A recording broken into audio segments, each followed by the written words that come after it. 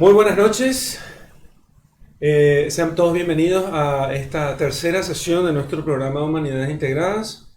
Aquí les habla el padre Miguel Martínez, acompañado de Edgar Zelaya y de Didier Allende. El programa de Humanidades Integradas que está patrocinado por la Facultad de Filosofía de la Universidad Nacional del Este y la Liga Patriótica Universitaria de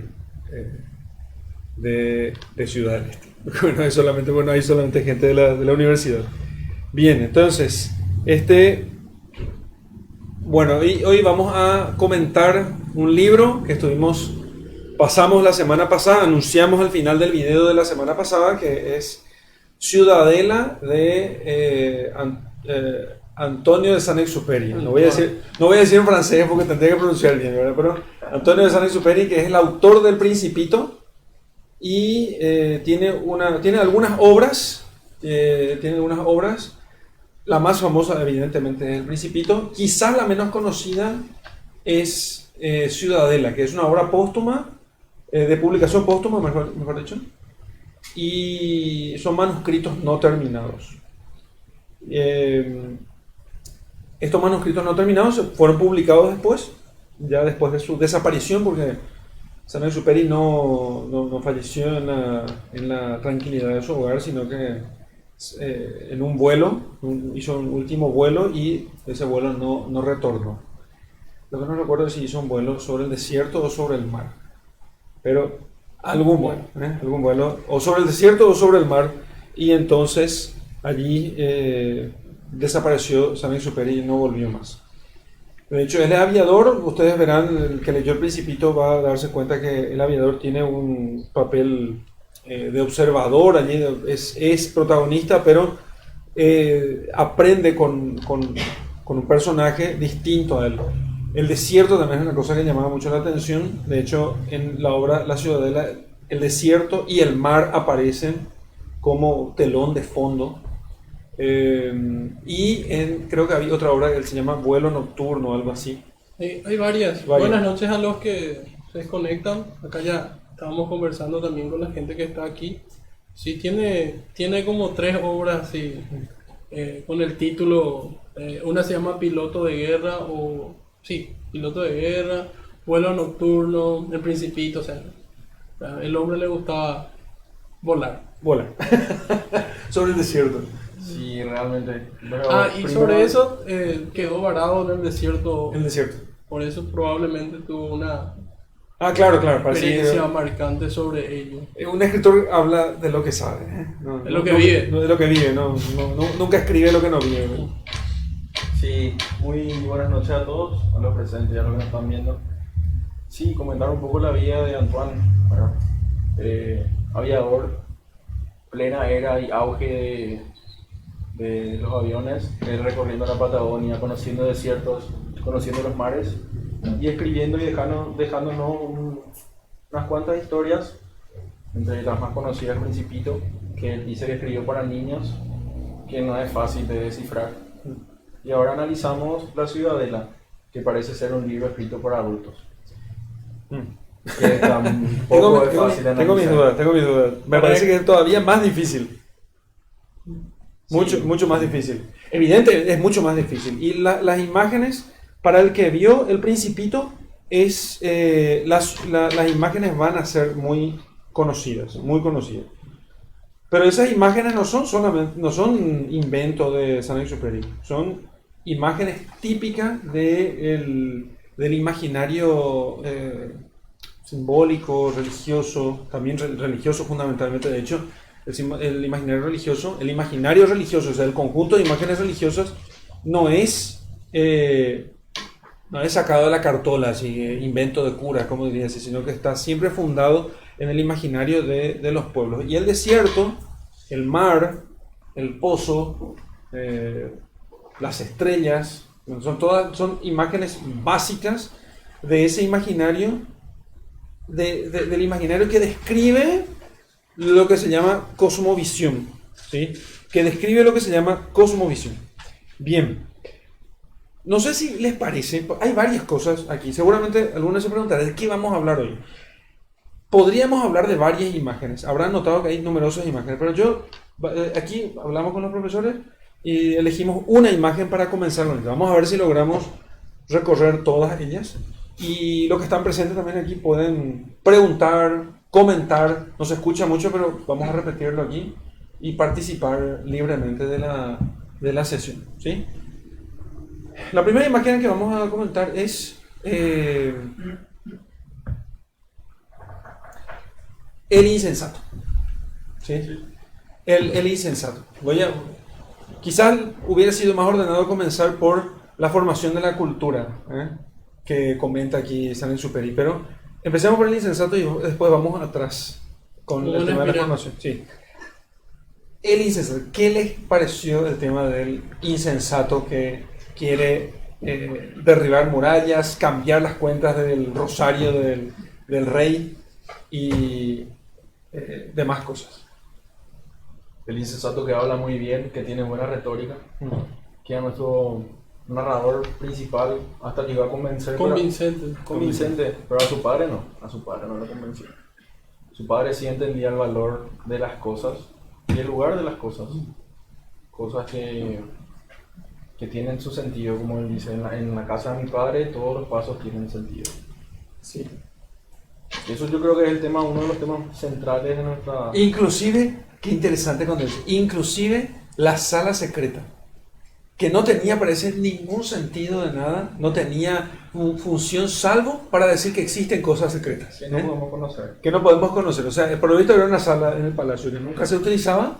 De hecho dice el texto, creo que dice. Claro, una sala que nunca se utilizaba. Sí, después de los capítulos que mandamos, pero lo dice, sí, que es una sala que se usaba como tránsito prácticamente. No, había una sala en la que nadie entraba. Exacto. No, había una sala en la que nadie entraba. Pero pasaba por enfrente, no me recuerdo, leí un poco más, no recuerdo en qué parte. No, había una sala para recibir a las grandes delegaciones, a otros príncipes, había una sala para hacer justicia, había una sala que era secreta, que nunca, ni el rey no sabía para qué era. Se puede inferir de que venía de antes ya. Se ve que era una de esas salas que no servían para otra cosa que para enseñarnos que existían las cosas secretas. Y en el palacio existían, cada cosa tenía su sentido. O sea, tenía un porqué o un para qué. O sea, una causa o un fin. Eso es lo que tenía en ese palacio. Y que eso les daba sentido a la vida de ellos. O si no sería una cosa caótica y sin límites. El insensato iba principalmente en contra o trataba de ver las cosas separadas. Lo que el rey decía, el insensato no veía las cosas en su unidad, no veía al hombre en su unidad, no se daba cuenta que necesitaba un rostro, algo que él pudiera amar y algo que pudiera reconocer. Eso es rostro. Sí, yo creo que, mira, desde que nosotros nacemos y vamos creciendo y somos niños o bebés inclusive, nosotros no sabemos leer textos, pero sabemos leer rostros. Lo primero que nosotros nos pegamos son a los rostros de nuestros padres, de los amigos de nuestros padres, de varias personas, y los niños y bebés son especialistas en leer rostros. Yo creo que a eso se refiere. Cuando vos no le pones rostro a algo, no le podés amar, no le podés identificar, no podés saber qué es lo que está equivocado, qué es lo que cambió. Y él habla de la unidad del ser humano, él habla de su reino, dice, bueno, tengo un lugar donde pastan los caballos, las vacas, los corderos, varios tipos de animales. Mi casa es grande y pueden venir hasta los pillos y tratar de ver todo mi reino y dicen, solamente hay un establo, solamente hay un lugar así. Cosas separadas y ellos no entienden, dice, que es la unidad de mi amor lo que hace de este lugar una morada. Que justamente es lo que el insensato viene a querer aplanar, ¿verdad? Así como él habla de las corrientes naturales o las pendientes naturales que dicen, se deshielan, rebosan los ríos, aplanan las montañas. Y bueno, cuando tenés un océano gigante sin montañas, sin ríos, sin separación, queda el caos solamente. Se pierde los que vienen a liberar, ¿verdad? Dicen, echemos los muros. Sin embargo, ellos no saben por qué esos muros estaban construidos. Es como si ellos vienen en tiempos de paz diciendo, no necesitamos más esto, no necesitamos más los ritos, no necesitamos más las tradiciones. Pero ellos no entienden por qué estas fueron colocadas en primer lugar. Son respuestas a preguntas que ellos ya no se hacen. Son preguntas que se vuelven a hacer una vez que ellos destruyen esas tradiciones o esos ritos. La forma en cómo hacer las cosas. Cuando, como mencionaste, nosotros tenemos, el hombre realmente posee un lenguaje no verbal, que nos habla del rostro, que nos habla de las cosas, y es tan rico, de hecho es el que le da ser al lenguaje formal, porque aunque no pudiésemos hablar, ¿verdad?, las cosas es como que realmente tienen nombre metafísico en el imaginario de la gente, ¿sí?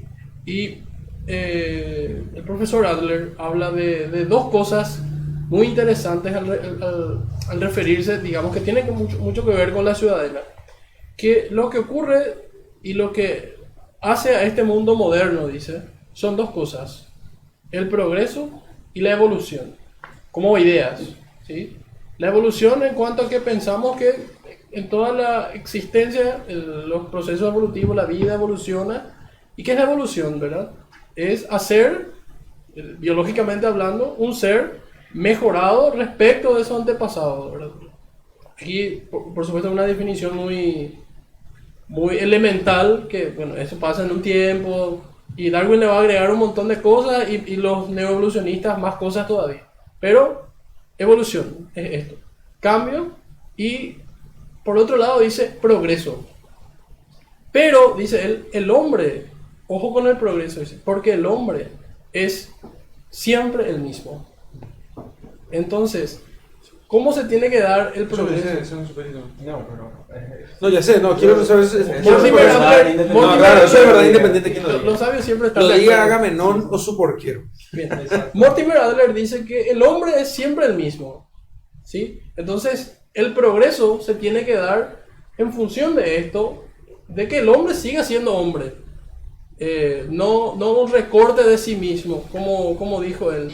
Y este insensato probablemente es un pragmático, ¿sí? De figura con la cual a veces yo me identifico, y en alguna medida todos podemos identificarnos cuando decimos: ¿para qué voy a hacer esto si puedo tener, por ejemplo, una casa cuadrada? Recortando un criterio de belleza, ¿verdad? Apelando a algo más simple, y a veces lo que queremos con el progreso técnico es buscar cosas más simples, y vamos quitando cosas de los ritos y de las cosas inclusive que hacemos en la casa rutinariamente, ¿verdad? Ese progreso tecnológico y, por supuesto, precientífico, o sea, antes científico, porque la ciencia va evolucionando, y esta evolución de la ciencia produce también avance en la técnica, va produciendo este recorte en nuestra humanidad, podríamos decirlo de cierto modo, ¿sí? Porque nos va haciendo más perezosos. Antes de empezar la clase hablábamos justamente de estas figuras y de la importancia de los ritos y de ciertas cosas, que me parece que son las murallas de las que habla el autor de La Ciudadela, ¿sí? Quitando estas murallas es un poco complicado ver eso. Por ejemplo, el acceso a la información ahora rápido, y esto se dice, lo dijimos muchísimas veces, y es algo así como cliché, ¿verdad? Nunca hubo tanto acceso a tantos libros, pero nunca hubo hombres tan mediocres con la habilidad de imaginar, ¿verdad? Teniendo todas las herramientas para imaginar, impresoras 3D, realidad aumentada, realidad virtual, lo que quieras, robótica, ¿verdad? Somos incapaces de ver por ese recorte que se produce, que dice Adler que es porque pensamos, no logramos definir al hombre, que el hombre siempre está en constante cambio por este concepto que viene de la evolución biológico, del pero evolucionismo. Del evolucionismo, que se aplica a lo biológico, pero también tiene un fuerte condimento filosófico. Quiero juntar dos cosas aquí. El tema del mar como caos, figura bíblica de la gentilidad, ¿no? las gentes, los pueblos. Claro. La iglesia es simbolizada por la barca, que es esta imagen que usa Exupéry, y que es lo único que tiene forma y límites en el mar. El mar, en cambio, es caótico. Cuando viene una tormenta, todo se deshace. O sea, como el agua. Claro, el agua. Toma forma. Toda forma se deshace. No hay modo de tomarse de nada. Está, pero. Existe el mar, pero si yo. Claro, está, pero no es. O sea, fíjense cómo es el mar. El mar es algo, lo veo, lo puedo medir, puedo tocar el agua, me moja, pero si yo me tiro ahí, no tengo de dónde agarrarme. No lo puedo poseer. No lo puedo poseer, exactamente. Entonces. Y es el caos, exactamente lo que es el caos, ¿no? Por eso tiene sentido esta imagen del envío de Jesucristo a sus discípulos a la gentilidad, o sea, al mar. Y eso puede ayudarnos mucho a poder entender a qué se refiere él con el mar. Por otra parte, esta idea de que los muros son propios de toda civilización o cultura, los muros, que no es otra cosa que definición. Y quiero entrar a decir esto para poder entender por qué el insensato es insensato. Fíjense, los límites de algo, que es lo que produce la definición, porque la definición no es otra cosa que marcar o hablar de los límites. Definir algo es... Esto es claro, esto es esto. ¿Qué es lo que hace que esto sea esto y no esto? Su definición. Que no es la palabra solamente, claro, la palabra se llama definición, pero esa palabra, ese conjunto de palabras, de términos, lo que hace es indicar cuáles son los finis o los límites de esta cosa. ¿Qué significa? Porque fíjate vos, si yo dijese, bueno, ¿qué hacen el papel? Yo podría cortar 1 tonelada de papel de este tamaño, pero mientras ese papel no pase a formar parte de una obra con ciertas letras, con cierta impresión, con cierto tamaño, con cierto límite, que yo pueda decir dónde comienza y dónde termina, no tengo un libro. Tengo un montón de papel, pero yo no tengo un libro. Entonces, mientras no haya límites, no existe la cosa. En metafísica se dice que la forma es acto y la materia es potencia. Y que la materia es pura potencia, puede ser todo. Pero mientras no sea algo, es nada. ¿Sí? La materia puede ser todo, pero mientras no es algo, mientras no esté limitado por la forma, ¿sí? Entonces es simplemente nada. Claro, es la forma... Porque no se puede diferenciar nada. Claro, no se distingue si nada. todo es igual y no toma forma. Exactamente. Es como si no se puede hacer diferenciaciones, entonces no se Ninguna. puede hacer clasificaciones. Claro, entonces claro. No sirve, no es nada. Entonces, la cultura como una obra, un producto humano, para que realmente digamos que es una cultura humana, ¿sí? Para que digamos que hay civilización allí, que hay cultura, que hay filosofía, que hay cultura, en el sentido que nosotros solemos usar, no simples conjuntos de costumbres, sino real cultura. Esto tiene que tener límites, y no es que yo simplemente distinga la cultura paraguaya de la cultura brasileña, sino que esa cultura sea capaz o sea, tenga ser, o sea, que sea algo, y que ese algo sea capaz sea como ladrillos o elementos o piedras en las manos del hombre para que él pueda construir su realidad de lo que él vive. Si simplemente es puro caos, fíjate, la naturaleza que a la gente les gusta tanto, no en cuanto paisaje, jardín, lo que sea, digo naturaleza caótica. Ya dijimos eso una vez. Nadie viviría en un bosque salvaje. Nadie viviría. O sea, podría ir ahí, estar 2 horas, poner un fueguito y qué sé yo. Foto para el Instagram. Foto para el Instagram, decís, arriba la naturaleza y abajo lo que sea. Pero nadie viviría allí. ¿Qué tendrías que hacer en un bosque caótico? Tendrías que, primero, delimitar hasta dónde le vas a permitir a las bestias salvajes entrar. Primero. Y tendrías que poner límites para que esas bestias no puedan entrar. Eso es lo primero, porque si no, no amaneces entero, por lo menos. No amaneces o por lo menos no amaneces entero. Lo segundo es, vas a tener que... Fíjense, ahora voy a hacer una reflexión sobre el tema. Espera. Si vos de civilización, sí, vos te perdés. Digo breve. Primera limitación horizontal. Luego vas a tener que hacer una especie de limitación vertical para que no te llueva encima. O lo primero es hacer esto para que no te lleve encima, luego hacer tus limitaciones horizontales, vas a hacer limitaciones en todos los sentidos. Y luego vas a empezar a hacer limitaciones más, digamos así, más, que son más del espíritu, ¿entendés? Que son menos locales y más del espíritu. Por ejemplo, vas a hacer una distinción, que es limitación, entre la comida del oso, que es el pescado que él se va y agarra que se agarra en el río y se lo mete en la boca así sin más, y la tuya, que vas a limpiar, cocinar, aderezar, ¿entiendes? Entonces, hay una limitación, hay una definición, hay muros. Los muros no son separaciones nomás que hacen que no nos conozcamos y nos peleemos entre nosotros, como dice, no me acuerdo, John Lennon. Imagine. ¿Quién otro Imagine? John Lennon, pobre tipo. Entonces, John Lennon pensaba en un mundo así, entonces que iba a ser un mundo mejor. Pero claro, ese mundo sin muros, sin definiciones, sin distinciones, el muro sin fronteras, en realidad es un mundo caótico. Es como el mar, que no es nada. No es nada, no hay identidad. ¿Entiendes? Sí. Ese es el tema de los muros. Yo mencioné la vez pasada la cuestión de los cíclopes. Si leen algún día la Eneida, no sé si leyeron. Yo leí la Odisea, gracias hermano. Gracias que me haya corregido. No sé, volví a decir cometer el mismo error la vez pasada. La Odisea. Entonces, cuando Ulises o Odiseo pasa esta aventura con los cíclopes, hay un detalle que apenas se nota, que es que en la casa de los cíclopes no tiene muros. No hay muros. Y son bárbaros. Son bárbaros, justamente. En nuestra obra habla mucho de los límites y lo que diferencia a lo afuera, ¿verdad? Como estabas diciendo. En un momento él utiliza una imagen de un cedro que él planta en el medio del desierto y lo hace crecer. Y trata de desposar el cielo.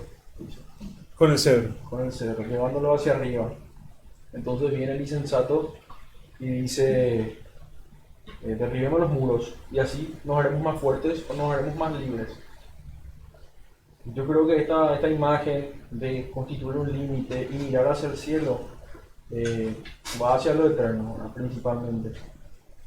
Y como estaba diciendo Edgar, las nuevas teorías científicas o científicas con C y algunas con K, ¿verdad? Que le llaman así para diferenciar, pululan y saltan a las ideologías y a la política, y se ve reflejada en estos días. De hecho, el fenómeno que ocurre es que, como está de moda, podría decirlo así, académicamente y socialmente, es encontrar dificultad en definir todo, absolutamente todo. Sí. Sí. Y en todo, ¿verdad? ¿Qué pensás sobre el amor? Bueno, no tenemos una idea. Y el académico te va a decir: no podemos tener una idea acabada del amor, pero podemos pasar estos 14 conceptos que piensan estas 14 personas diferentes. O sobre la justicia. Entonces, esa falta de limitación en las cosas, ¿verdad? Que de repente podemos no dudar que existen, ¿verdad? Porque eso sería exageradamente insensato, inclusive para el insensato. Como dice, creo que es Cornelio Fabro, dice: hoy en día la gente ya no duda que la verdad exista. Lo que duda es en realidad de poder alcanzar esa verdad. Es como queriendo referirse a esto, justamente la verdad que es. La verdad es decir qué es lo que la cosa es, ¿verdad? Adecuar la realidad al intelecto. Entonces, lograr definir las cosas. Es como hay una moda cultural, académica, que permea, digamos, todo el universo del mundo, de la dificultad de la definición. Y al encontrar esa dificultad de la definición, desembocamos en otro fenómeno, que es las ciencias y todo lo que el ser humano conoce en constante progreso. Sí, es el constante cambio. Y el constante cambio produce más indeterminación y más o sea, las cosas se van mezclando así increíblemente. Yo llegué a encontrar, por ejemplo, libros así que me causaron mucha gracia: Teología de la mecánica cuántica, una cosa así, encontré en internet. Ahí tengo el libro descargado, descargué para reírme, porque así, cosas así ridículas, así, totalmente digamos así, traspuestas unas sobre otras con una arbitrariedad así total. Eso me parece que es lo que marca nuestro autor, ¿verdad? Que si derribamos las murallas, porque cuando el insensato le propone inclusive al rey, che, ¿por qué no rezamos con un rosario menos cuentas? De menos cuencas, me va a llevar más tiempo ahí. 13 cuentas tenía, ¿eh? Sí. Querían de ser 12, 11. ¿Qué sé yo? Richard Tarnas, un autor medio esotérico. Medio. Tiene un libro que se llama, el más famoso es Eros y Psique o algo así. Esotérico y medio. Esotéricamente. Eros y Psique. Claro. Y tiene un libro que es el que leí, que se llama La Pasión de la Mente Occidental. Es un libro grueso, que quien estudie los cambios en el pensamiento occidental tendría que leer La Pasión de la Mente Occidental, Richard Tarnas. Y él dice, o sea, describe la situación simplemente, desde Hesíodo hasta nuestros días. Es un trabajo enorme. Este libro es un trabajo enorme. Él lo que dice es que en nuestros tiempos aquella base que nosotros teníamos se ha vuelto líquida. O sea, caminamos como sobre arena movediza. Porque justamente el suelo dejó de ser límite. Dejó de ser firme. Lo dice el autor, ¿verdad? En esta figura del desierto, cuando dice, cuando encuentres arenas movedizas o muy ligeras, tenés que bordear, porque la caravana, dice, debe llegar a su consumación. Y de hecho, algo que es muy propugnado hoy en día es el cambio. Cambio irrestricto. Vos encontrás gente que te dice, yo abogo por el cambio. Okay. La política. Ok. El cambio en sí puede ser bueno, puede ser malo. Así como buena educación o mala educación. Buen cambio o mal cambio. Pero es constante. Nadie te define qué es el cambio. Entonces da para entender que es el cambio constante y para siempre.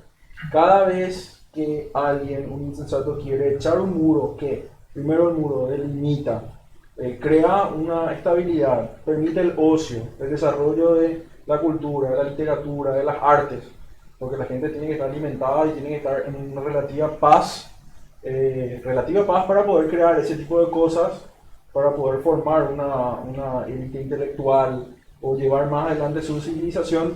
Pero si vienen personas que quitan ladrillo por ladrillo, la arena se encarga de erosionar el resto. ¿Sí? La arena se encarga de erosionar el resto. Y ahí te puedes dar cuenta de la posición política de las personas que abogan por el cambio, solamente por el cambio, sin restringirlo, sin darle una finalidad. Es el cambio lo que quieren. En el mundo uno puede ver cómo se acompañan las tendencias políticas de 150 años, 200 años a cierta ideología, principalmente, que va erosionando las bases de la cultura que se fueron formando en estos 2000 años y más, inclusive. Y cada erosión grande o cada derrumbe van festejando, ¿sí? Van festejando el derrumbe de esta civilización, ¿verdad? Van atacando instituciones milenarias, instituciones naturales del propio ser humano y más cosas que la gente, si esos cambios se hacen, pongámonos de su lado, si se hacen de manera abrupta y si se hacen de manera frontal, las propias personas reaccionan a eso, ¿sí? Entonces vos ves sociedades relativamente avanzadas que vuelven a dar pasos hacia atrás según el dogma del cambio, y las sociedades avanzadas que siguen haciendo solamente el cambio le reaccionan fuertemente a esas sociedades, ¿sí? Le reaccionan fuertísimo, inclusive se postran más a mirar a estas sociedades que dieron un paso hacia atrás, que van en contra de sus posiciones más liberales, así, y le reaccionan fuerte. Tenés el ejemplo de Polonia, tenés el ejemplo de Brasil, tenés el ejemplo de Brexit, que va en contra de un cierto progreso, un cierto cambio. Y las potencias reaccionan muy fuertemente a lo que es volver un poquitito atrás, porque volver atrás es el pecado. Volver atrás. Ese es el pecado. Entonces nadie se fija o poca gente se importa realmente con sociedades que realmente no formaron su cultura, no formaron sus artes o se mantienen destrozándose unos a otros, con poco respeto a la naturaleza de vida a cada ser humano y su dignidad, pero sin embargo se preocupan aquellas sociedades que están resistiendo a este cambio constante y perpetuo que hay. Entonces vemos como el insensato se presenta hoy en día queriendo echar todos los muros, y tener una libertad irrestricta, que una libertad irrestricta no te permite, como te digo, protegerte de lo exterior, protegerte de la erosión, buscar hacia arriba, mirar hacia arriba, y termina siendo un ciudadano de nada, termina siendo un no ser, como dice nuestro personaje. Nuestro autor, él habla de que echaron los muros de mi padre, vendieron todo. Algunos se acuerdan de aquel muro, de aquella sombra, de aquella majestuosidad. Algunos poemas resuenan en los oídos de algunas personas que sí vivieron o crecieron con algunos restos. Luego de hacer el palacio, plaza pública, donde hay un mercado, se olvidan de su victoria y se vuelven a aburrir. Y ahí vuelven a buscar por aquellos vestigios de lo antes, de lo anterior, tratando de construir de nuevo esos palacios, tratando de hacer de nuevo esas esculturas bellas. Básicamente lo que fue Chesterton dice que la tradición, el Renacimiento, sí, ¿verdad? Chesterton dice que la tradición es tan atractiva que aunque destruyamos todo lo que sea tradición, hoy los jóvenes volverán a buscarla. De hecho, dice con deseo de algo que nunca conocieron. Chesterton en Aquino, en su biografía a Tomás de Aquino, él dice que no le llama tanto la atención al Renacimiento, pero entiende por qué ocurre, ¿verdad? Al Renacimiento él le llama volver a traer a los muertos. ¿Sí? Es como si se hizo una sobreposición de todas las catedrales cristianas construidas, de aquellas catedrales que hoy son negras, pero antes eran blancas, lanzas blancas apuntando al cielo, que eso era lo máximo de la cultura, que tuvieron que volver a revivir a aquellos muertos de lo clásico, ¿verdad? En el Renacimiento. Y habla así, habla como el sentido de pertenencia, de volver a encontrar esa naturaleza humana. Ya estaban en un periodo relativamente de paz y vuelven a buscar el conflicto de los dioses, el conflicto de lo antiguo, que no digo que sea necesariamente malo, pero no es necesariamente malo, y realmente nos enseña a mirar hacia adentro, a entender nuestra naturaleza humana. Como habían dicho, el humano no cambia, y la clase anterior habíamos dicho también que el humano no cambia, inclusive en la guerra, principalmente en la guerra, sino que cambia sus juguetes, solamente sus juguetes. Lo que es el progreso. Por eso cuando dice, si definimos al ser humano como animal racional, como dice Aristóteles, es el mismo hace 3.000 años, no sé, 5.000 años. 6.000, ¿verdad? Y ahora, tal vez era mejor inclusive. Y recuerdo en el texto, una figura, no sé si en este o en el Dostoyevsky, pero lo tengo liado en la cabeza, pero dice que intentan volver a la tradición, muy interesante, ¿verdad? Pero no saben cómo es, no sabemos cómo. Claro, el cristianismo, hablando como un todo, probablemente no solamente fue un depósito de fe, evidentemente, sino también de tradición. Por eso es que nosotros más o menos tenemos como un mapa, pero sin este mapa, sin murallas, las murallas del cristianismo, no podríamos hacerlo. Y recuerdo un debate que está en YouTube de Richard Dawkins con el cardenal Pell. ¿Sí? Y donde el cardenal le pregunta a Dawkins si él, porque Dawkins evolucionista, ¿verdad? Conocido como el ateo más famoso del mundo. Claro, era un debate de ciencia, ateísmo, religión.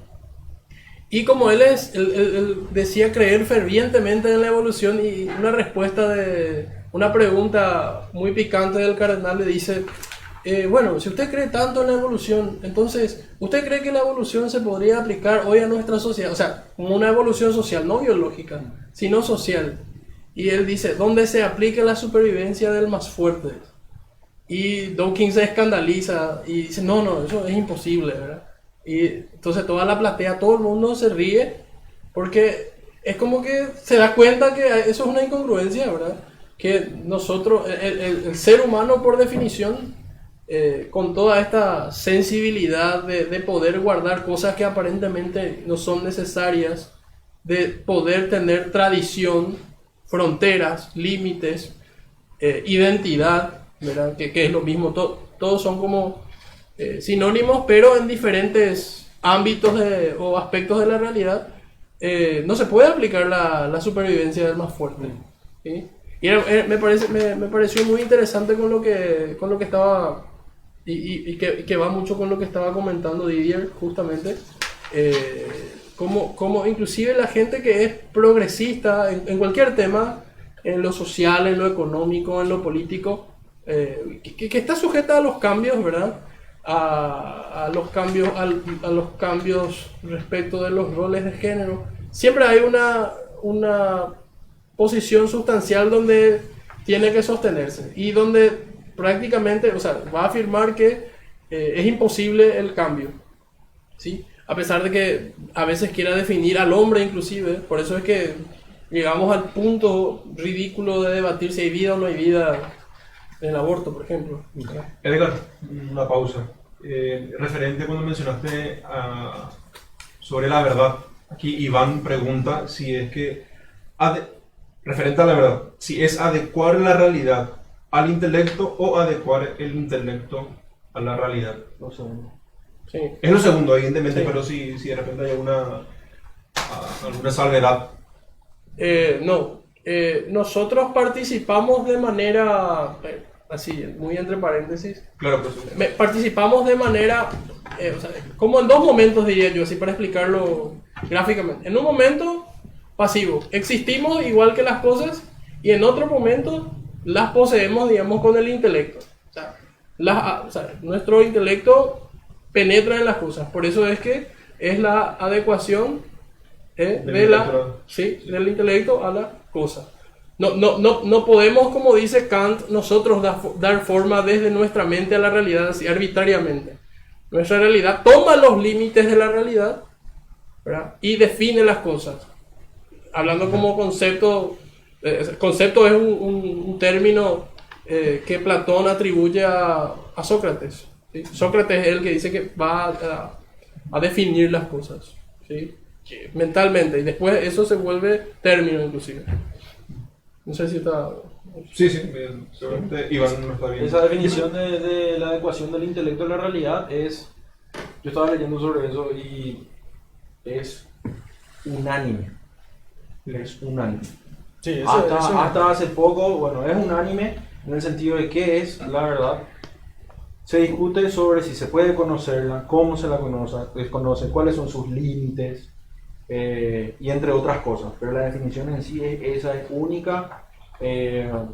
Cualquier persona que venga a decirte que sea otra cosa, o no te puede elaborar un concepto así, es el concepto más redondo que hay. Es uno de los más simples y el más redondo que hay. Sí, el primero, que da como opción Iván, que sería adecuar la realidad al intelecto, no se podía, como un aspecto, no se podría hacer referencia a cuanto a formación de la conciencia. No, si vos podría tratás de funcionar. hacer, no se puede hacer eso. si vos tratás de hacer, No, pero eso es Estoy kantiano. analizando simplemente. Eso es kantiano. Eso es kantiano. Sí. No, Entero. a ver, no es para justificar, esa es una expresión, está mal decir adecuar la realidad del intelecto. Pero, en lo que nosotros estamos hablando aquí, ciertamente, el mundo tiene alguna razón del caos. El mundo tiene alguna razón del caos, por eso puse el ejemplo del bosque, ¿sí? Imagínense un hombre arrojado al bosque. Y esa realidad se va a humanizar, no me gusta tanto el término porque hoy viste que existe el parto humanizado, el tereré humanizado, el chocolate humanizado, que todo humanizado. Programa de humanidades. Eso no es bueno. Yo tenía que decir el No chiste. es ¿Se me ocurrió? No es programa humanizado, ¿eh? Humanidades. Entonces, me interrumpiste la raciocinio. Estaba diciendo que El discurso del siglo. humanizo el lugar, en tanto que aquella realidad del bosque caótico, o del desierto caótico, o del mar caótico, pongo yo un límite en ese lugar caótico para darle el ser, ¿sí? Entonces, pero porque el ser es una noción que nosotros tenemos inmediatamente y nos damos cuenta, ya sea por raciocinio o en la práctica, ¿sí? El tipo arrojado al bosque que tiene que poner un límite a las bestias, a la lluvia, al sol, al frío, solamente por citar los primeros elementos más rápidos, él entiende que existe algo, algunas cosas que son buenas y otras que son malas. Una bestia que me quiera cenar no es buena. El sol que me venga a quemar tampoco es bueno. ¿Sí? Una tarántula que me aparece en el camino tampoco va a ser bueno. Entonces yo empiezo a notar qué es bueno y qué es malo. Comer es bueno, si como una comida preparada y cocinada es mejor todavía. ¿Sí? Si comer nomás en vez de no comer, obviamente que uno es mejor que el otro. Empiezo a notar eso. Un hombre arrojado a la selva, en el caos de la selva, entiende lo que es el ser. En ese sentido, podría ser que la realidad sea adecuada a la inteligencia, pero no porque se adecue a la realidad, sino porque en realidad hay una realidad allí. No es que la realidad se adecue a mi inteligencia, sino que hay una realidad. Y la realidad es el hombre. ¿Entendés? Y es el hombre en su razón de cuerpo y alma. ¿Sí? Porque tiene alma, por eso va a hacer delimitaciones. ¿Sí? Cuando decimos que es la adecuación de la del intelecto a la cosa, pensemos en el intelecto como sería la visión objetiva, más o menos. Sí, real, no objetiva. Yo distinguiría tres conceptos aquí. Qué interesante, yo pensaba tener esta discusión el próximo viernes. Realidad, ¿verdad? Intelecto y verdad. Son tres cosas distintas. La realidad, digamos que es el concepto más amplio entre estos, en la cual todos estamos inmersos. Está inmerso evidentemente el intelecto porque existe, ¿verdad? Y está inmersa la cosa, ¿sí? Entonces, el intelecto es con lo que yo poseo, digo, digo, esto es bueno, si me tiro acá y no sé, o sea, qué sé yo, me voy a morir, ¿verdad? Está muy alto acá, yo simplemente me muera, me puedo quemar, me puedo hacer daño, y todas las capacidades, las opciones que dio, por ejemplo, el padre en su ejemplo del bosque, ¿sí? Yo las puedo conocer, ¿verdad? Y este conocimiento puede ser, qué sé yo, desde un poema, que es obviamente un conocimiento mucho más puntilloso, elevado, criterioso, con gusto, mucho más humano que lo que tiene un animal, ¿verdad? Toca algo caliente, se quema o se golpea y deja de tocar. Desde esto, digamos así, más básico, hasta lo más elevado, ¿sí? Y entonces el hombre, eso es la verdad, ¿sí? La adecuación de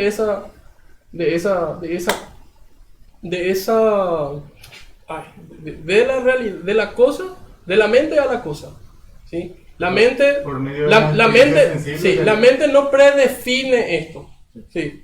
La mente no predefine esto, ¿sí? Simplemente lo capta, porque la mente también está arrojada en la realidad, ¿sí? Está arrojada en la realidad, existe. Ambas cosas existen y esto va a existir aunque yo piense en ello o no, ¿verdad? Una estrella fugaz va a existir aunque nunca jamás un indio del Amazonas la haya mirado, por ejemplo, ¿sí? ¿Le parece si volvemos al tema de cultura y tradición? Sí, yo tengo... Por favor, ¿quieren pausa? Sí, fue paréntesis. Está bien.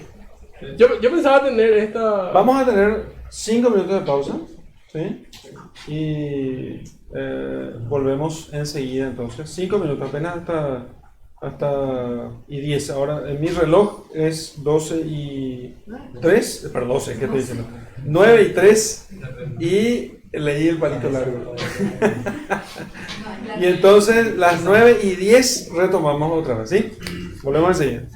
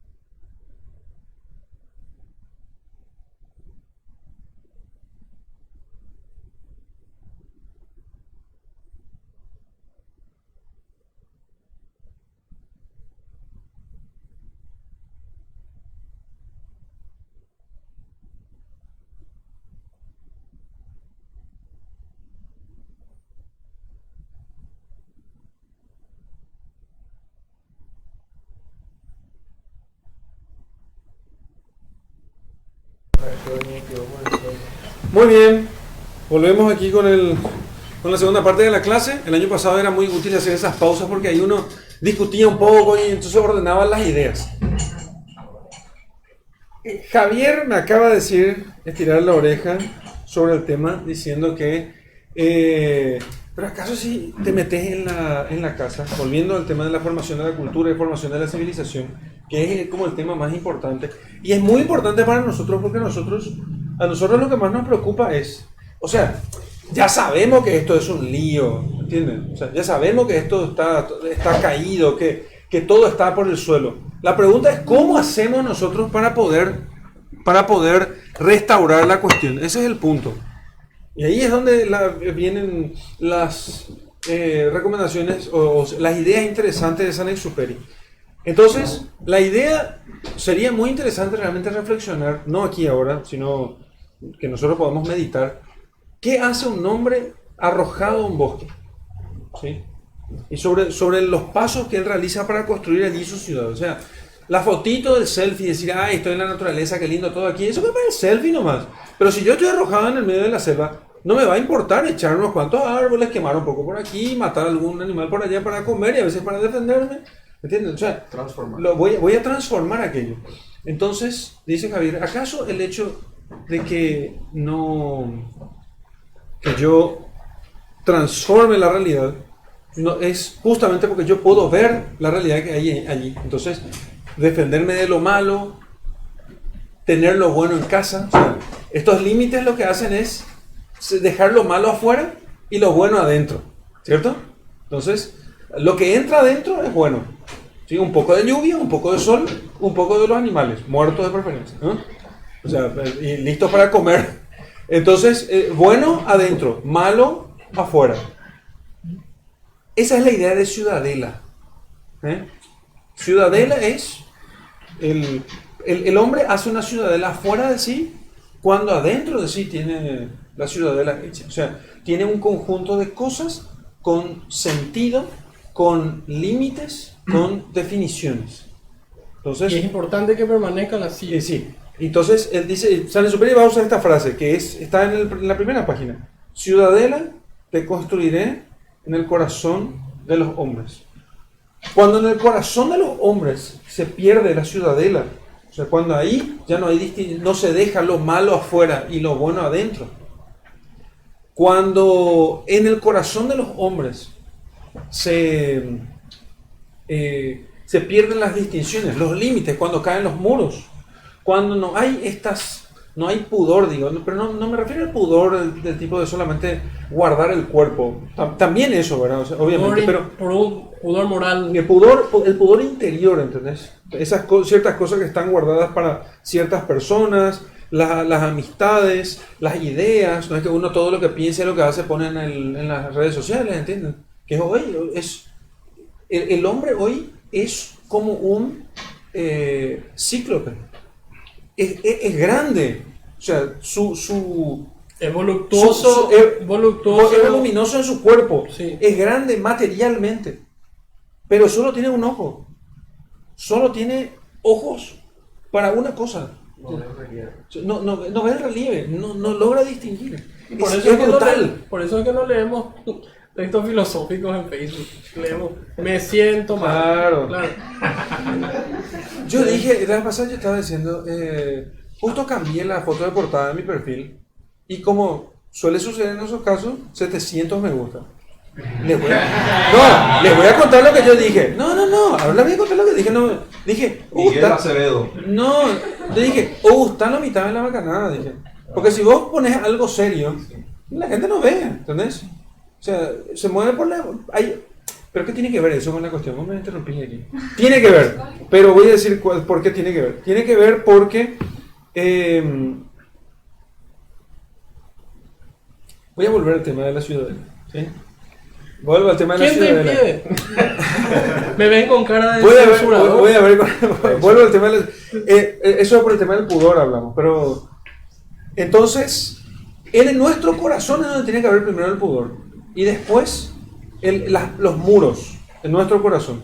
No se trata de ser cerrado, Porque también el psicologismo va a decir que no, hay que ser abierto y contar y ser transparente y contar todo lo que te pasa más o menos por todas partes y repartir tu vida por todos lados. O sea, al final, perdiendo interioridad, el hombre no sabe rezar, no sabe estudiar, no sabe meditar, no sabe hacer justamente las cosas que solamente él como hombre puede hacer. Porque comer hacen los animales también. Complementaría yo, por supuesto, este movimiento interior de guardar las cosas buenas, como dijo Javier. Obviamente yo voy a poner mecanismos para exteriorizar eso, claro. Voy a tener un lindo lugar donde yo voy a poder estudiar, rezar, que es una actividad del intelecto, ¿verdad? Y por ende una actividad del alma humana propiamente. No voy a vivir simplemente en un agujero, porque podría vivir en un agujero, ¿verdad? Porque en un agujero no llueve y qué sé yo. Le coloco ciertas cosas y probablemente sería muy fácil tener agujeros de casas, ¿verdad? Porque nunca se van a derrumbar las paredes, etc. Por eso inclusive Tolkien, cuando hace la descripción en el Hobbit, ¿verdad? Dice que no es un agujero cualquiera, dice, es un agujero de Hobbit. Entonces, ¿qué quiere decir eso? Lleno de comodidades. O sea, yo tengo que proveer después, o sea, tengo que exteriorizar eso y como hombre vivir en un ambiente que me permita a mí guardar esas cosas que yo tengo en mi interior, ¿verdad? La piedad, por ejemplo. No voy a poder, probablemente me parece muy difícil tener piedad en un monte, por ejemplo. Sí. Uno me puede decir después el desierto, bueno, pero el desierto ofrece cierto aspecto de ese y yo, pero... No es por ser un ambiente natural, claro. El desierto ofrece posibilidad de oración y de interiorización. No, por el silencio. Es justamente por el silencio y por la falta de otras cosas que llamen la atención. Porque no te queda de otra que mirar a tu interior. Exacto. Entonces, las cosas exteriores inclusive, las tradiciones, tienen que servir para eso, para alimentar el interior, ¿verdad? Para construir la ciudadela en el corazón del hombre, como dice Saint-Exupéry. Una cosa más sobre el tema de hacer la ciudadela. No olvidé. No sé, no me acuerdo lo que iba a decir, pero el tema de construir los muros y compañía. Sí. Entontonces, Exupéry usa unas imágenes distribuidas más o menos en su texto en varios lugares, diciendo que esta ciudadela, en esta ciudadela los hombres no son ricos por tener que comer, ¿sí? Y que su riqueza ellos no la viven porque tienen algo que comer o porque tienen algo con que cubrirse el cuerpo o disfrutar. O sea, no es por la satisfacción de los gustos sensibles, que no es que sean malos necesariamente, sino los gustos sensibles, sino que porque ellos tienen un templo y él pone el templo como símbolo de la cultura del pueblo, porque ese templo es lo que se puede heredar a otros. Sobre el tema. Ese templo es el que puedo yo heredar a otros. Ese templo es el que, digamos, es como el tesoro, la riqueza de ese pueblo, ¿sí? Y podríamos agregar al templo sus monumentos, sus palacios, porque los palacios no son más que el templo de la historia humana de aquel pueblo, ¿cierto? Entonces no es que el palacio de López, uno puede decir, bueno, pero es la casa del presidente, y mira qué fastuoso que el tipo, no sé qué. Sí, echa eso y ¿qué te queda? Y te quedan esas galletitas paradas que son los edificios en el centro de la ciudad. O sea, aquellas cosas no están hechas para perdurar, están hechas para dar dinero, no para ser bellas y perdurar. Solamente puede embellecerse algo que es permanente, que permanece y que sigue a lo largo de los siglos y que puede ser transmitido de generación en generación. Algo que tenga carácter de riqueza, no de mero dinero, sino de riqueza, lo que llamaríamos riqueza espiritual. ¿Riqueza espiritual qué es? No es simplemente lo intangible, sino aquello que podemos nosotros captar con el espíritu. Claro, sí, las cosas que nos van a significar otras cosas más elevadas. Pero entonces en este contexto, no todas las cosas que son del pasado, y eso lo marca muy bien, dice Adler, no, hay que mirar al pasado no como un historiador, dice, ni como un antropólogo que quiere tener más o menos al indio ahí vivo, dice. No, hay que mirar eso con verdad.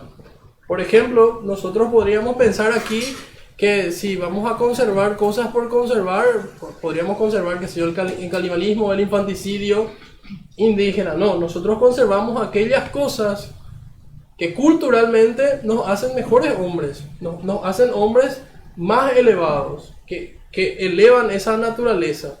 Por eso es, por ejemplo, un error pensar que los indígenas que hasta ahora tenemos tienen que seguir en sus prácticas. Y no sé, si los tipos se quieren civilizar, bueno, dejémoslo. Sí, adelante, ¿verdad? Bienvenido al mundo real. Algo Grecia, ¿no? Así como nosotros preservamos los textos griegos antiguos, pero no la religión Exacto, cultural sacrificial, ¿entienden? O sea, preservamos los textos lo que tenía el verdadero, no su religión por ser religión falsa. Claro. ¿Sí?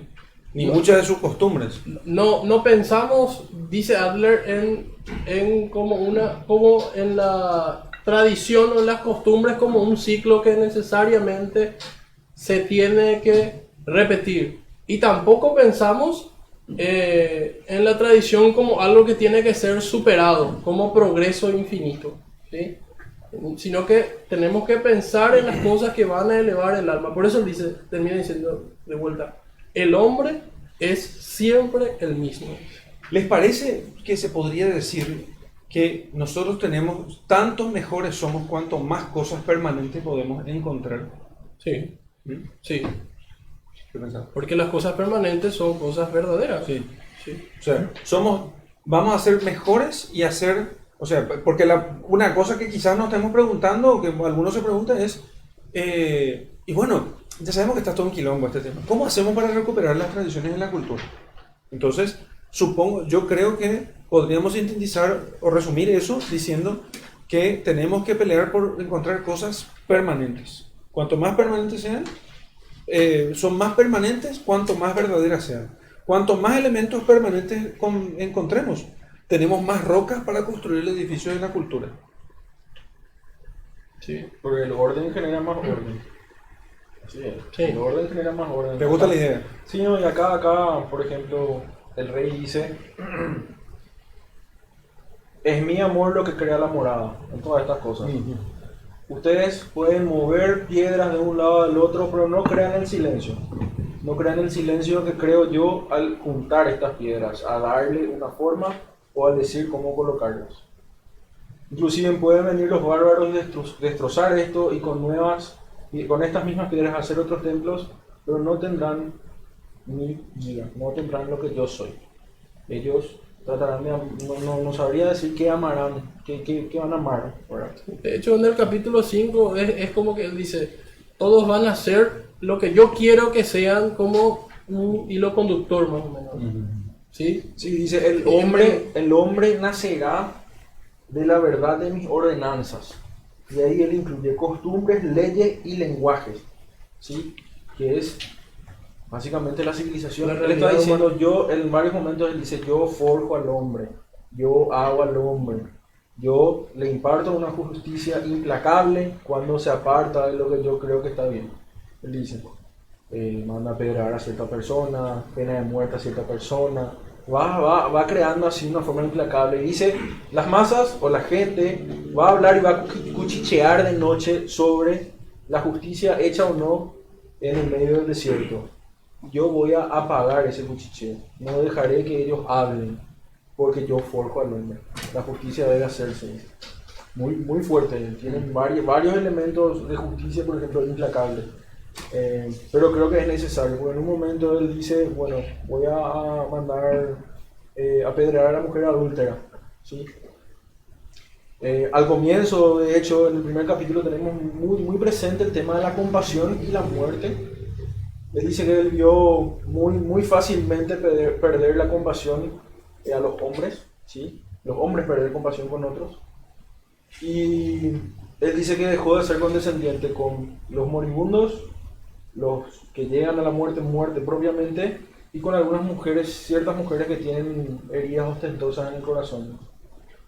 Y van explicando uno a uno que los moribundos no querían ser curados, hacían dioses de sus úlceras.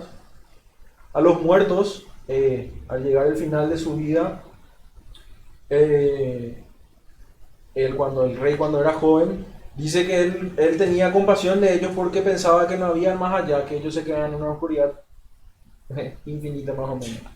Pero él veía que el pusilánime, que era un soldadito que no tenía fuerza para hacer absolutamente nada, cuando estaba herido de verdad y sus compañeros podían correr peligro en ayudarle, él decía que no se sacrifiquen por él.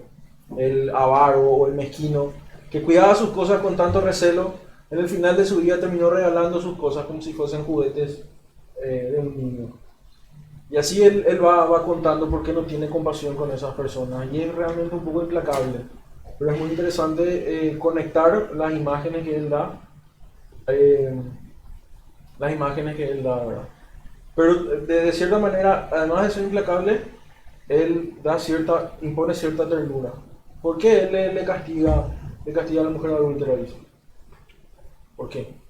Porque después él habla de que la adúltera, que está sufriendo en el medio del desierto en el primer capítulo, así como los que estaban padeciendo llegando a la muerte, estaba clamando por algo.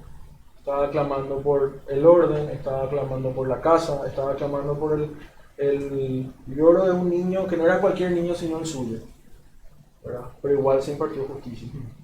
El elemento del orden, además de tener amor, implica también justicia. Yo creo que ya sé de dónde sacó el padre Carlos una frase que era muy frecuente en él, que era, a ver si se acuerdan de lo que le conocieron. ¿Cuál de todo, güey? No, sobre el tema, no, ¿cuál de todas? Sobre el tema.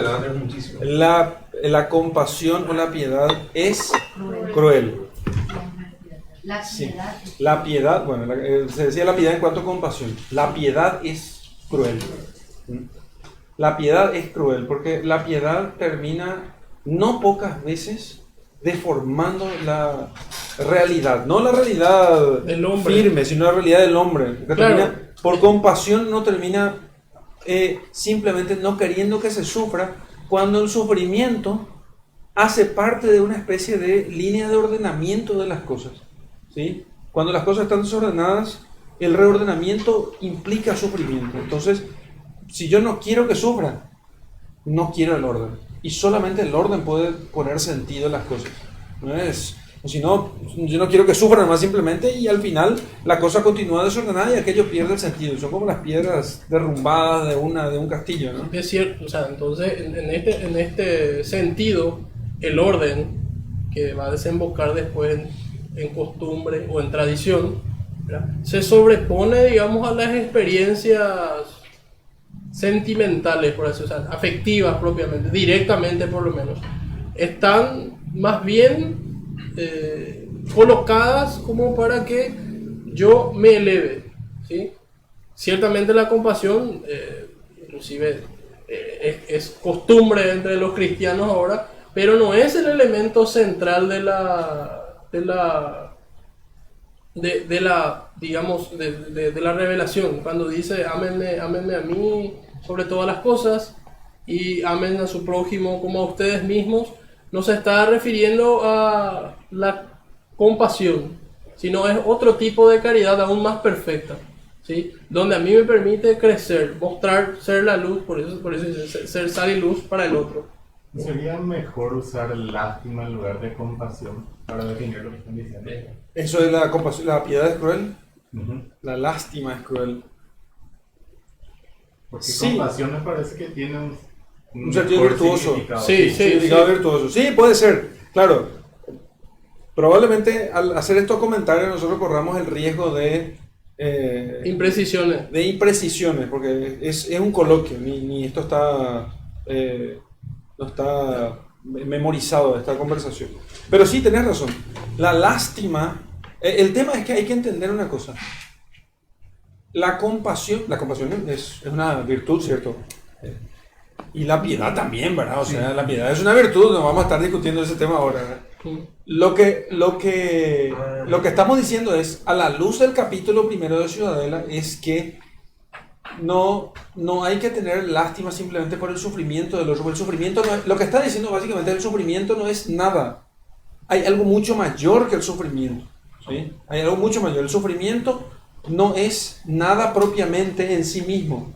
Hay que mirar más de lejos, no solamente ver las lágrimas del que llora, el dolor del que padece, la carencia del pobre, del que no tiene nada. Si uno queda solamente con ese punto y no ve el conjunto de la cuestión, no ve nada. El rey lo que dice, ya dejé de tenerle compasión a los moribundos, porque ni ellos tienen compasión en sí mismos, ellos están pensando en otras cosas ya. Sí, O sea, no tienen miedo a la muerte. Yo diría que está No se dicen, pobrecito. en lo carnal, ¿verdad? A mí me pasa algo muy interesante cuando veo, digamos, gente que está menos mendigos, huérfanos, gente que limpia vidrios en la calle. Y por supuesto que uno, si tiene alguna moneda o un billete, ¿verdad? Le da, ¿verdad? Hay una compasión, una lástima, como dice Joel. Pero en el fondo hay algo que no sé si otra persona se preguntó, es, ¿sentís pena porque por ese ciclo que él no puede vencer, ¿sí? O probablemente nunca pueda vencer, nunca pueda conocer algo más allá de eso, no pueda conocer la luz, ¿verdad? Y es mucho más fácil ver esto con ellos. Ayer por la tarde estaba sentado frente a mi casa, pasaban unos indiecitos, ¿verdad? Y la criatura iba llorando, ¿verdad?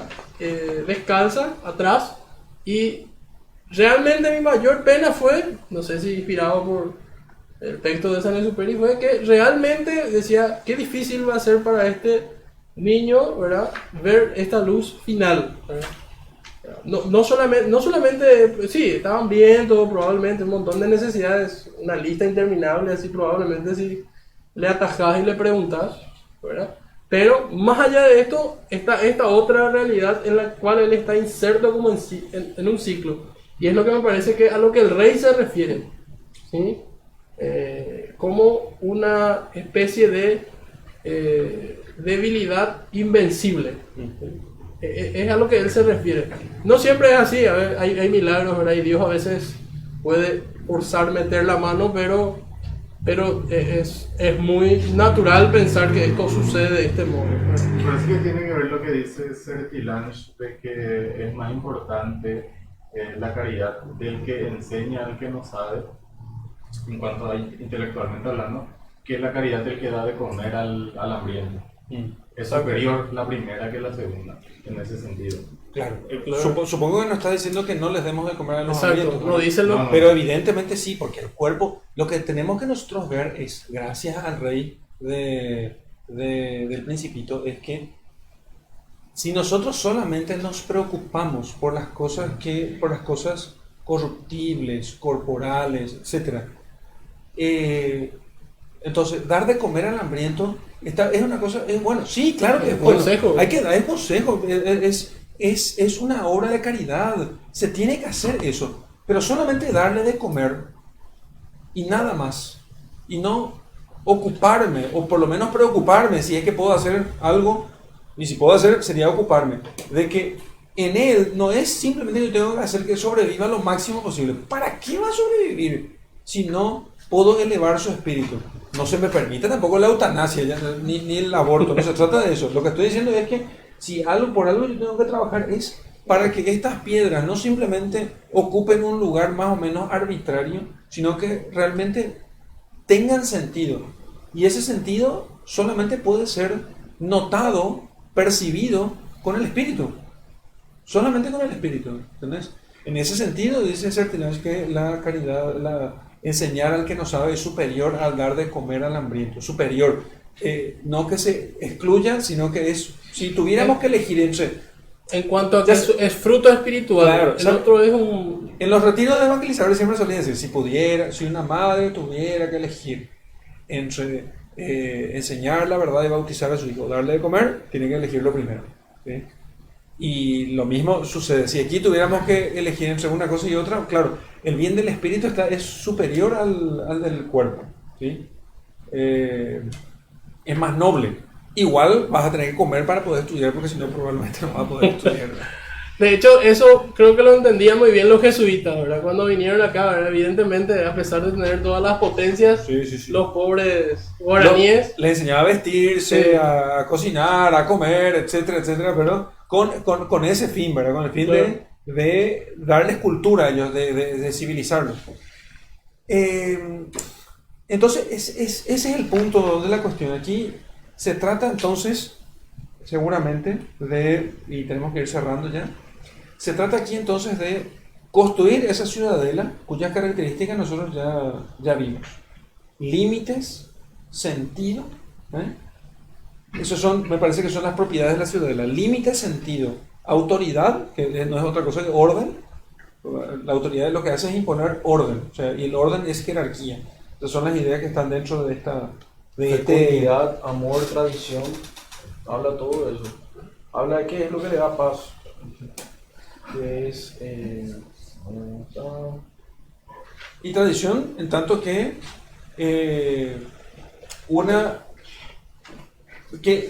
la cultura es, se ha dicho, lo mejor que se ha hecho o se ha pensado por un pueblo.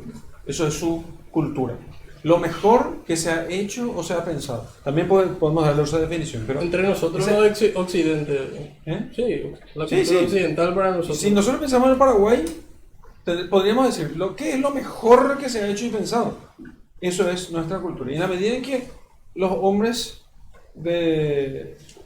los paraguayos recuerden esas cosas, las festejen, se alegren por ellas, La repitan. las repitan, en esa medida van a poder repetirlas, que se alegren, que festejen, que se regocijen por esas cosas, que las recuerden, ¿sí? No, realmente, que en tu semana tengas un día especial en el cual vos descanses, cortes todo, hagas algo diferente, tiene una importancia capital. Tiene una importancia capital. Las horas, las fechas, los monumentos, los símbolos, el templo que se adorna y se mejora generación tras generación. Donde todos los pasos tienen sentido. Donde Él todos los habla- pasos tienen él habla sentido. en ese momento, pasar de vendimia en vendimia, aniversario en aniversario, es darle fecha a las cosas y volver a recordarlas, principalmente. Él habla mucho de que su padre dice no trastocar el sentido de las cosas, el granero es granero, el establo es establo. Por más que estos estén vacíos, por más que sean un espacio físico en la tierra, tiene un sentido no trastocarlas, no cambiarlas. ¿Por qué? Porque vos podés ser pasible a la pregunta que dice que no es la pregunta de los hombres, sino la ironía del cangrejo. Porque el cangrejo les dice, vuestras costumbres en otras partes son otras, ¿por qué no cambiarlas? Como si le dijera, ¿quién os fuerza a instalar la cosecha en el granero y los rebaños en los establos? Pero él es víctima de las palabras, porque ignora lo que las palabras no pueden hacer. Ignora que los hombres habitan una casa. Y sus víctimas, que no saben reconocerla, comienzan a desmantelarla. Los hombres dilapidan así su bien más precioso, el sentido de las cosas. Y se creen muy gloriosos los días de fiesta por no ceder a las costumbres, por traicionar sus tradiciones, por festejar al enemigo. Porque los ritos son en el tiempo lo que la morada es en el espacio. ¿Sí ves? Para entender este tema tenemos que recordar un poco lo que dice Fuster de Coulanges en La ciudad Sí, antigua, ¿sí? Entonces, que los que hacen derecho les archi recomiendo para entender cómo las tradiciones y la religión forman las culturas y sustentan las costumbres. Los ritos son para el tiempo lo que la morada es en el espacio. O sea, la morada lo que hace es separar, así como dijimos en el ejemplo de la casa en el Un bosque, espacio. un espacio entre el bien y el mal, ¿sí? Y los ritos lo que hacen también es Entre como- el ser y la nada. entre el ser y la nada, entre el ser y la nada. Entonces, Fuster habla sobre los ritos antiguos de los pueblos indoeuropeos pre-Grecia y Roma, pre-greco-romanos. Y los griegos decían, la cita está allí abajo, no recuerdo la cita de cuál de los autores conocidos nuestros seguramente, pero Fuster como es muy erudito, va entresacando y dice, a los griegos el hogar nos enseñó a tener morada. El hogar, ustedes dirán, el hogar nos enseñó a tener morada, como que la casa. Hogar No, y casa son dos cosas distintas. Mm. Hogar es hoguera. La hoguera es el fuego sagrado que se mantenía perpetuamente encendido sobre una losa y para que esté encendido siempre, eso hay que cubrirlo del viento, ¿no? En un lugar especial de la casa, lejos de la vista de la visita, del visitante, que cuando entra a la casa no ve el lugar, y ese lugar es el que después se desarrolla como los claustros de las casas, ¿no? Y el templo y el altar, porque el altar no es otra cosa que, fíjese que el altar siempre tiene que ser de piedra, por lo menos la mesa, y solo se bendice el altar de piedra, completamente de piedra hasta el suelo, el altar fijo. Los altares de madera solo se consagra el altar de piedra, el altar de madera no se consagra, se bendice nada más. El altar móvil solo se bendice. ¿Por qué? Porque estos altares no son otra cosa que el recuerdo de aquellos altares antiguos que vienen de la revelación primitiva de Adán y Eva, porque es una piedra elevada del suelo hasta arriba. Y ahí se mantiene donde ofrecer libaciones y sacrificios allí en ese lugar. Entonces, y en la religión antigua, que no es una religión nacional, ¿sí? No es comunitaria, sino que es siempre familiar solamente, en esa religión la familia tiene que, el pater familia, el jefe de la casa, es el sacerdote del culto. Y entonces él es el que ofrece los sacrificios y todas estas personas están ligadas a ese sacrificio. Tanto que no existía, hasta una introducción jurídica posterior, el divorcio. ¿Por qué? Porque la mujer está casada con un hombre para dar culto a unos dioses, que son los dioses de esa familia. Ese culto familiar, esos ritos, esa religión familiar, esos dioses manes, los dioses personales de la familia, esos dioses son los que crean el hogar. Esos son los dioses que crean el hogar. O sea, gracias a esa religión primitiva, vos tenés la casa. Donde faltó la religión, no hay muros. Por eso es tan importante. Lo custodian. Por eso es tan importante para el internacionalismo liquidar la religión. Liquidar el culto. Y sobre todo el culto sacrificial. Entonces, se liquida el culto y entonces ya no hay límites. ¿Por qué? Porque vos podés elegir lo que vos quieras. Vos podés hacer lo que a vos te parezca bien. Podés ser libre. Podés no tener culto también. Total, es libre la cuestión. Claro, Dios existe, pero vos no podés no creer. Libre. Imagínate vos. O sea, ese es el tema. Entonces, hay que quitar la religión.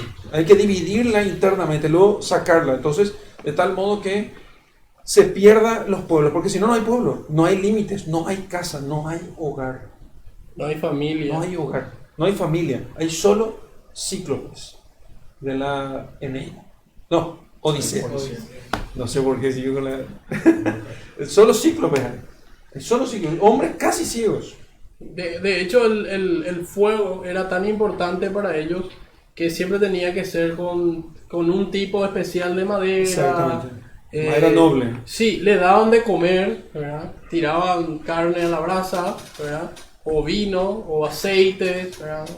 Más cosas dice usted. Inclusive que eso sobrevive, porque después deviene la religión griega, por así decirlo, y aún así, y la romana posteriormente, y aún así se conserva, y dice Fuster que inclusive cuando yo voy a rendir culto a Zeus, invoco primero al hogar, invoco primero al fuego, enciendo primero el fuego. Sí, ¿verdad? Y que es el primero en ser invocado cuando yo voy a rendir libaciones, inclusive a los dioses olímpicos. Bueno, la esposa de Darío lo que hace es encender, o sea, avivar en los persas. Recordando a los persas. Aviva el fuego del hogar de su casa.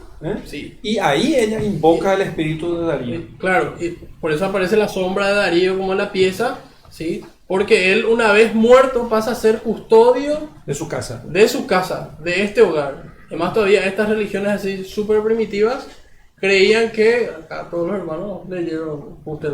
No, los grandes. Solo los grandes. Que los muertos habitaban inclusive allí. Sí. Habitaban allí, o sea, se quedaban unidos al cuerpo. Allí, pues bueno, vamos a desarrollar eso después. Pero todo eso empieza con cómo se instaura el cambio desenfrenado.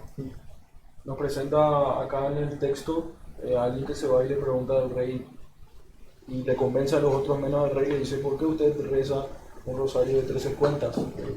¿No haría igual rezarlo con 13 cuentas? No, salvaríamos igual con 12. No, se salvaría igual. Y bueno, y dice que hasta nuestro narrador fue convencido porque fácilmente fue retorcido por la retórica y su padre le dice, no, este rosario gravita, no sé, maneja en el tiempo. No, tiene su peso. Gravita Sí, es. El tiene peso su peso. suyo es. Con todas las victorias mías que he llevado en su nombre, todas las cabezas que he tronchado, dice. Pero si alguien no tiene esa respuesta para esa pregunta, ¿por qué ustedes hacen esto? ¿Por qué ustedes hacen eso? ¿Por qué ustedes recuerdan esto? ¿Por qué estudian esto? Si alguien no tiene la respuesta correcta, de a poco se va erosionando, uno no tiene la respuesta correcta, no hay un adulto o alguien que te pueda dar una guía. La siguiente pregunta es, ¿por qué ya no es un rosario de 11 cuentas? ¿Por qué no de 10? ¿Por qué no de 9? ¿Por qué no de 8? ¿Por qué no de una cuenta? ¿Por qué no de 0? ¿Para qué rezaban el rosario? Termina haciendo eso, termina haciendo un cambio total y termina destruyendo. Entonces esa pregunta y no responder adecuadamente a esa pregunta es una pregunta resbaladiza que va haciendo erosionar las cosas. ¿Sí? Y claro, creo que ya dijo esto el padre, que en este camino de progreso, ¿verdad? Como dice Adler, lo que pasa, si es un progreso meramente técnico o de bienestar corporal, disminuimos la dimensión espiritual trascendente del hombre, que es lo que nos lleva a pensar en bondad, belleza y bien, verdad en general, ¿verdad? Y aumentamos esta otra que nos pide confort y un montón de cosas, y creamos inclusive nuevos dioses fuera de nosotros. Sí, culto a otras cosas, culto material, a la materia propiamente, así, englobando todo. ¿Querés leer esa última frase que Sí, de hecho el cambio per se no es posible. O sea, per se cambiando. Acá tengo una frase de William Hasley que dice lo siguiente. Al despreciar todo lo que nos ha precedido, nosotros enseñamos a los otros a despreciarnos. Al enseñar a despreciar todo lo que nos ha precedido, nosotros enseñamos a las siguientes generaciones a despreciarnos. A nosotros. Eso es lo que ocurre.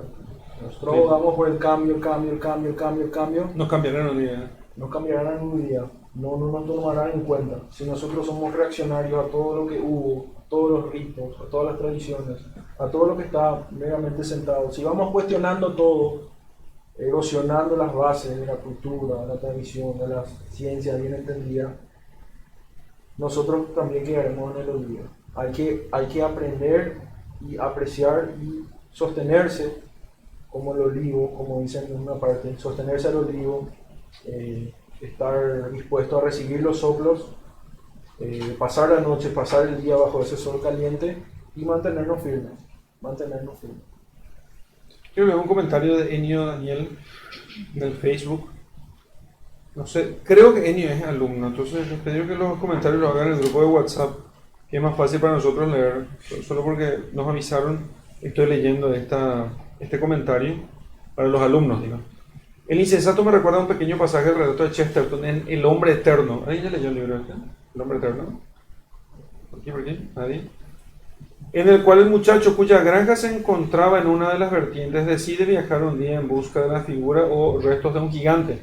Y cuando se halla a cierta distancia vuelve la mirada atrás y descubre que su propia granja que brillaba en la colina formaba parte de una especie de figura gigantesca. Es decir, esa pequeña estructura era parte de un todo gigantesco. El lugar en el que había vivido siempre, pero que le había pasado desapercibido a raíz de su falta de contemplación.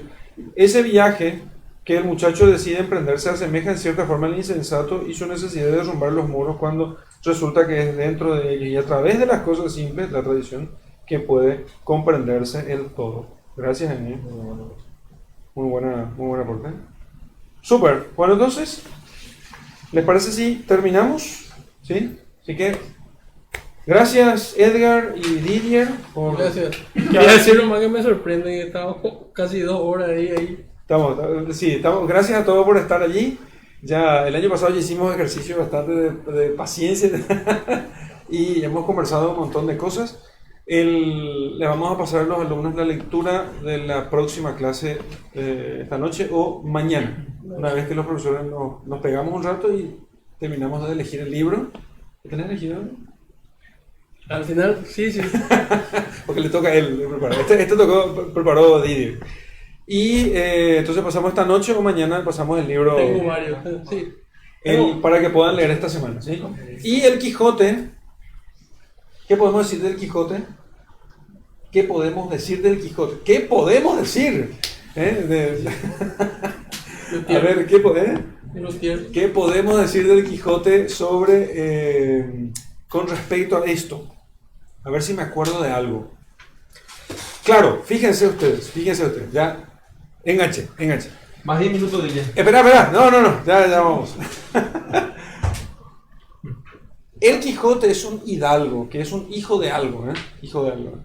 Los hidalgos eran descendientes en general de tipos que lucharon en la Reconquista española o que estuvieron. Fíjense, la obra del Quijote fue publicada en 1605 y está ambientada más o menos allí en los finales del siglo XVI. Entonces, América había sido acabado de descubrirse y la Reconquista había acabado de terminar con la expulsión de los moros de aquella ciudad que no me acuerdo el nombre, Granada. Y entonces los hidalgos eran los descendientes de estos combatientes cristianos. Bueno, entonces Quijote recuerda todo eso, por eso de hecho él tiene guardado la armadura, el yelmo de su abuelo, la lanza, el lanzón de su abuelo, la espada, lanzón, ¿cuál? La larga es la que lleva en el pecho. No solo y el yelmo, ¿verdad? Que es aquel yelmo con el que de repente no pueden comer y tiene que le meten la prostituta le da de comer. Le da de comer en medio del yelmo. No se podía comer porque quedó atado. Que yo no quería cortar las cintas porque si no se perdería el yelmo. Al final cambia el yelmo porque ya no tiene el yelmo. Entonces por el escudo de Mambrino, que es una palangana, que se pone en la cabeza, ¿no? Un bacín, que es una palangana. Sin embargo, constantemente Don Quijote tiene algo fijo en la mente. Y ese algo fijo es el respeto a las tradiciones de la caballería andante. De hecho, cuando él se hace armar caballero, va a buscar a alguien que le arme. Sí. Y cuando viene y le dice el posadero, ¿sí? Sí, el ventero. El ventero, gracias. Bueno, él está velando armas, entonces vienen y desatan la mula, le hinchan la pelota, le pega al primero, viene el otro, ¿verdad? Y mi versión del Quijote. Y entonces después dice el ventero, pucha, voy a sacarle a este tipo de allá porque si no le va a pegar a todo el mundo, ¿verdad? Y estaba rezando devotamente de nuevo ahí. No había una capilla en el castillo porque el Quijote sabía que tenía que velar las armas, en una capilla. Y entonces va y vela ahí cerca de un pozo. Y entonces se va y le dice el ventero, che, ya, suficiente, 2 horas. Pero entonces el Quijote le dice, 2 horas de velar las armas, sí, suficiente, ya está. Perfecto. Es como que él realmente entiende, pero como el otro es su maestro, ¿verdad? Le hace caso. Le hace caso. Sí, además el otro le dice, no tenía dinero. Entonces el otro, no, los caballeros, esto no está escrito porque es algo así más banal, pero tenés que tener camisas, provista y plata. No podés andar software por la... ¿Cómo te va a comprar un hueso para curarte? Claro. Cuando se va a Sierra Morena a hacer locuras por Dulcinea, era muy gracioso porque él empieza a pensar si le va a imitar a Amadís de Gaula o a Belianís de Grecia, y porque Amadís hizo locura, pero Belianís solo lloró. Entonces, bueno, yo creo que es mejor, voy a hacer unas locuras aquí, no, mejor no hacerlo, voy a llorar nomás, porque Belianís de Grecia rezó 15.000 Ave María, entonces pero ni siquiera un rosario tengo aquí, me voy a inventar algo, entonces se puso a rezar allí durante los 3 o 4 días hasta que volvió, pero él lo que hace es, lo grandioso, y inclusive los momentos en que él está lúcido, es cuando él declama prácticamente las leyes y las normas de la caballería. Lo más lúcido del Quijote no son los momentos en los que él declama la tradición. Esos son sus momentos de lucidez. Y tanto que los otros, como el cura, como Dorotea en la segunda venida a la venta, ya por el capítulo 33, estaba el cura, estaba Dorotea, estaba Don Fernando, estaba Cardenio, y estaba Lucinda, Entonces decían, pero este tipo, a ver qué género de locura es esta, dice, porque así parece que no es tan loco. Hasta que de repente alguien le contradijera por la caballería, por las cosas de caballería, y entonces el tipo ahí se destornillaba, ¿no? Pero mientras él declamaba todo eso, declamar tradición, mientras él encarnaba todo aquello no parece locura. Por eso al lector, inclusive hay gente que llegó a decir, esto lo dice de Prada, que Don Quijote simula locura. Y de Prada dice, no simula nada, estaba re loco, estaba loco. Pero al lector le parece, sinceramente, dice, pero te digo, ¿estás loco o estás haciéndose loco? ¿Sos o te haces loco? Porque no puedes decir cosas tan lúcidas siendo loco. Nosotros no conocemos lo loco diciendo cosas lúcidas, coherentes, teniendo altos ideales, teniendo valor, teniendo virtudes, coraje, queriendo imitar a los grandes. No conocemos. Al final, ¿qué es la locura? Al final, ¿qué es la locura? Al final, aquello tiene todo que ver con la locura de la cruz y de los seguidores de Jesucristo. Ese es el punto, ¿no? Entonces, bueno, ese es el punto de Don Quijote y esa es la conexión de Don Quijote con el tema de hoy. No es que necesariamente tenga que tenerla, pero... ¿Quién dijo? Claro que sí. Pero hay que motivarle a nuestra alumnada acá que lea el Quijote. Porque no se puede entender la cultura hispánica sin leer el Quijote. Así como no se puede entender la cultura occidental sin leer la Ilíada y la Odisea. Acerté, no era la Odisea. Bueno, gracias a todos. Así que tengan una buena noche y gracias a todos. Dios les bendiga mucho. ¿Sí? Gracias por estar. Y a ustedes también.